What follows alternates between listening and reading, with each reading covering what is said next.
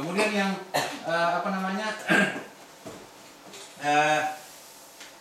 kenapa sih artinya analisa paper itu penting? Ya, yang seperti tadi saya sudah sampaikan bahwa ketika kita menganalisis paper itu, kita akan bisa melihat keunikan di paper itu apa gitu.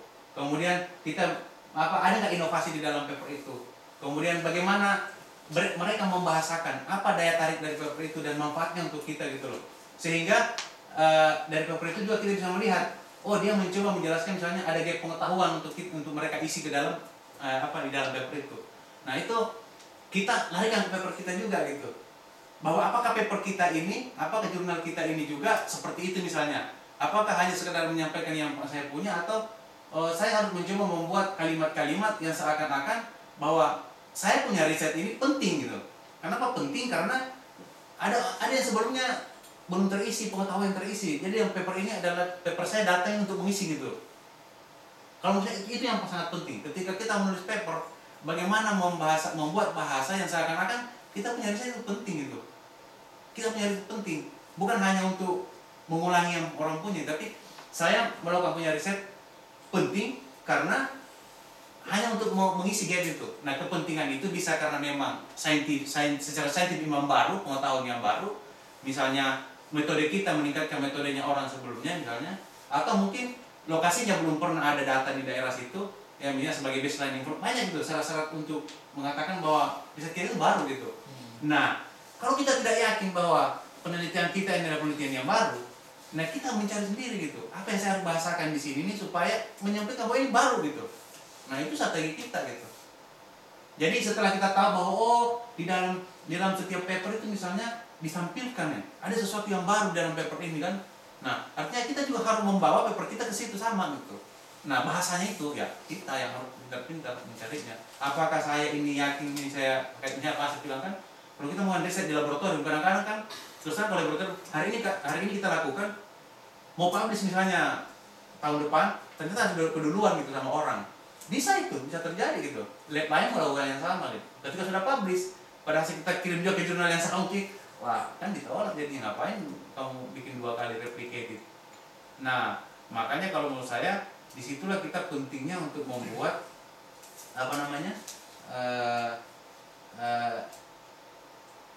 bahasa-bahasa yang menampilkan bahwa yakinkan editor atau reviewer bahwa ini baru punya saya gitu, belum ada yang melakukan. Nah itu yang penting itu. Terus ini nih hubungan antara editor dan manuskrip kita gitu. Wah ini. Ini nih yang penting ini di jenis paper ini yang saya sampaikan tadi, original riset kita itu apa memang original gitu. Kalau itu tidak terkandung itu, bagaimana misalnya sistematik reviewnya seperti apa, kemudian ini position paper nih saya terus terang kalau saya belum ngerti nih jadi ini. Position paper itu kayak short communication gitu bukan ya? Review gitu.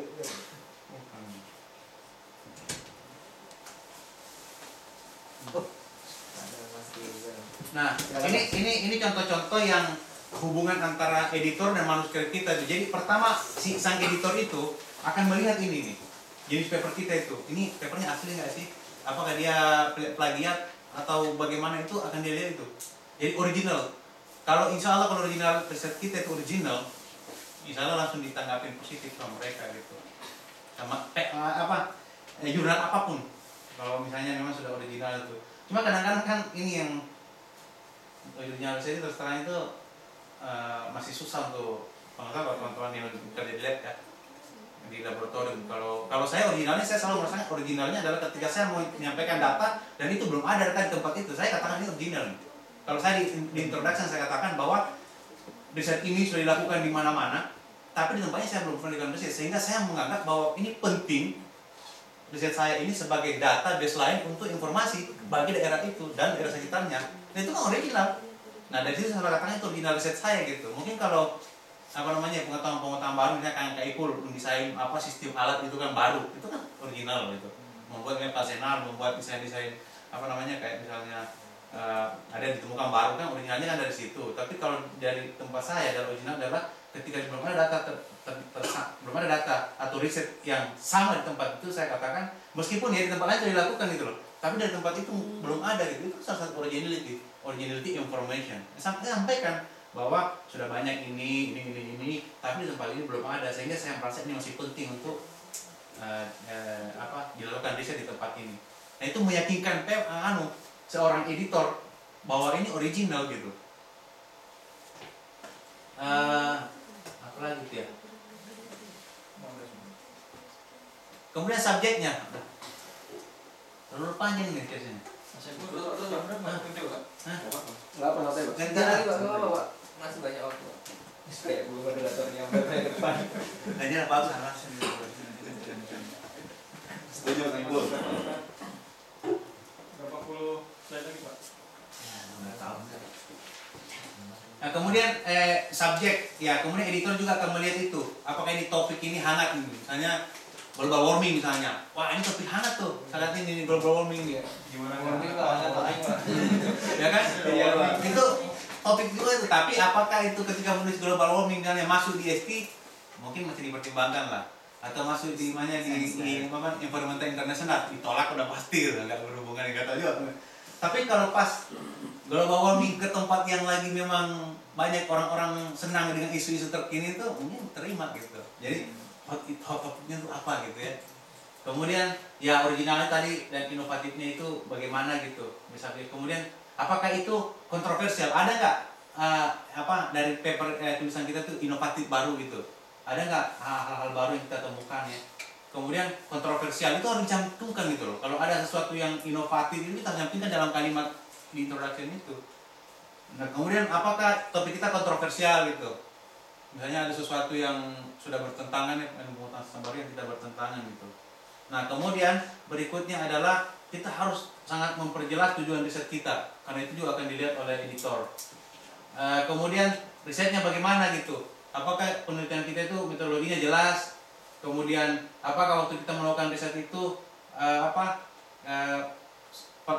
metode kita itu bagus, itu terstruktur atau apa, itu juga harus ditulisnya di tulisan harus jelas gitu. Kalau tidak ya itu salah satu yang membuat editor itu ragu-ragu gitu. Nah kalau saya juga perhatikan teman-teman ya yang suka ada review ya di kita itu sering itu review menanyakan gitu, ketika metodologinya kamu apa gitu, bagaimana begini ya, bagaimana kenapa bisa misalnya bagaimana bagaimana menjaga dari contohnya misalnya bagaimana menjaga dari kontaminasi misalnya, bagaimana kamu menentukan bahwa ini adalah mengidentifikasi bahwa ini adalah target misalnya. Itu kan mungkin juga referee itu mungkin mau bertanya, mau ngetes kita bisa juga ya. Nah tapi kalau kita sudah clear dengan jelas itu kan di KISI itu semua itu metode kita itu menjelaskan bahwa metodologi saya validasi dengan cara semua itu, insya Allah mungkin dia nggak bakalan sampai ke sana ininya.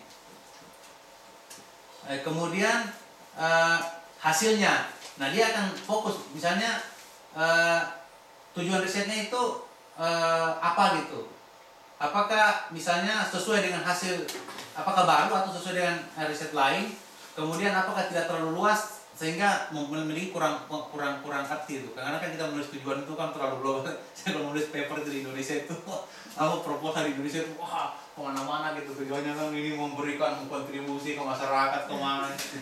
Ternyata paper ini nggak perlu gitu di sini, nggak, pokoknya langsung tak gitu kan. Saya mau apa gitu.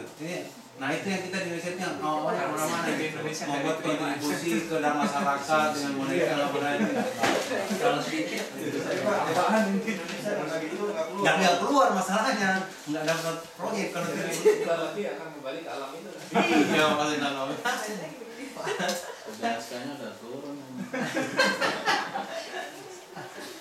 Nah kemudian jumlah katanya itu kita harus fokuskan. Jadi setiap paper itu jurnal mereka punya ada batasan.